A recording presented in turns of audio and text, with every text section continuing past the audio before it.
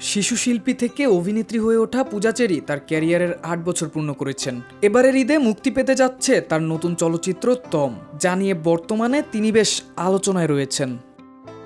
সম্প্রতি এক পডকাস্টে হাজির হয়ে পূজা চেরি তার ক্যারিয়ার ও ব্যক্তিগত জীবনের নানা বিতর্ক নিয়ে খোলামেলা কথা বলেছেন। সেখানে তিনি স্পষ্ট জানান, বিয়ের পর তিনি পুরোপুরি সংসারে মন দিতে চান। সংসারের জন্য প্রয়োজনে তিনি অভিনয় ছাড়তেও দ্বিধাবোধ করবেন না। পডকাস্টে তিনি বলেন, সম্পর্কের মূল্য আমার কাছে অনেক বেশি। আমি কখনো চাই না আমার নামের সাথে ডিভোর্স শব্দটি যুক্ত হোক। যদি সম্ভব হয় সংসার আর অভিনয় একসঙ্গে চালিয়ে যাব। আর যদি মনে হয় কোনো ১৯-২০ হচ্ছে, তবে আমি সংসারকে বেছে নিয়ে চলচ্চিত্র থেকে বিদায় নিব।